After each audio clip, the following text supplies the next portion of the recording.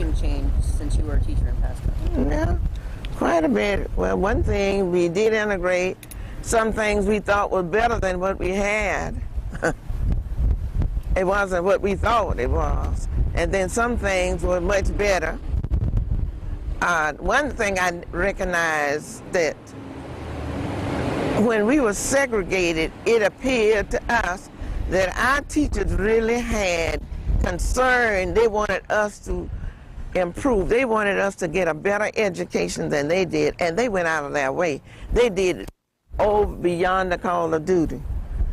Our teachers would take us places on weekends, after school, without pay. In today's society, you don't get that. You are supplemented for taking students different places. Our teachers weren't supplemented. They did it because they had a love for the field. I tried to teach my students to be courteous.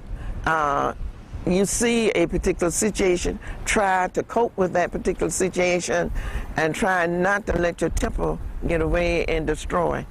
Because once you allow yourself into something, you destroyed all the learning process. Try to keep your temper down so that you can work with people. During Prohibition, do you recall anyone making moonshine in Pasco? Yes, I remember moonshine in Pasco. I remember many people. That was moonshine during my childhood was equated with drugs of today. They moved the school in which I attended. In fact, the first school I attended was burned down. It was sort of rough. But anyway, somebody burned our school down. I was in 3rd grade when our first school was burned down. And then we had to come back and attend school in the churches of Dade City. Can you tell us a few things you recall about living in Pasco during the Great Depression?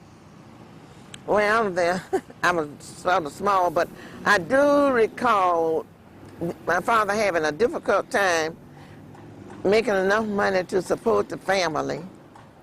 Some of the things that I can recall, not being able to get his money on time to purchase the things that we needed. Our living condition, we had to do without a number of things. Our favorite pastime was going to the movie on Saturday after you had done all your chores. Meeting with friends. We didn't have places to go like some place, amusement parks and so forth. We played in big fields where we can find property, big fields, and we also had fun playing games. We did a lot of games like London Bridge and falling down, little sidewalk, and then there were made-up games. We had a number of made-up games by the black people. We called Negro people at that time. We played a number of games. We didn't have different game activities like you all have now. Mm-hmm. And how much did movies cost back then? I think, as far as I know, it was 10 cents, 5 and 10 cents. Wow. And of course, we would go upstairs.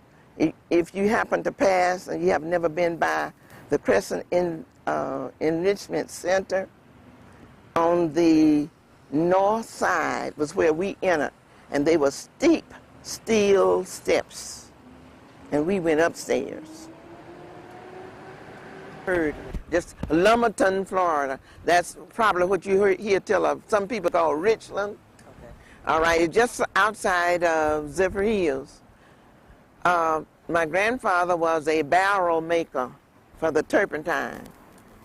And he worked here for about a year or so. And my grandmother, the older, decided to live here in Dade City. Then my fraternal grandparents came from Gaston County, Quincy. And they came here because of tobacco. In that period of time, tobacco was popular, particularly along here, along 6th Street, farther down. There was a tobacco factory. People made tobacco, cigars, and the southeast part of the Dade City was called the Old Farm, where much of the tobacco was grown. And that was the way they made their living. So both of them grew up in Dade City and married. Then my father begin to do odd jobs. My father worked for a man by the name of H.G.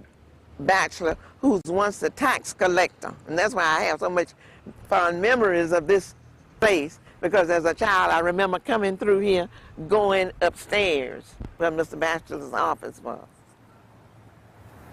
And that school was given, the whites had a school, the blacks didn't have a school. And we had a teacher by the name J.D. Moore, gave property so that the blacks could have a school. Then we moved up on 301 across from the, the beverage chest. And that was the school that I went to.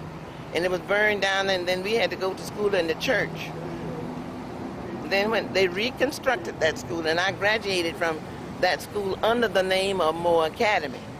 I came back to teach under the name Moore Academy.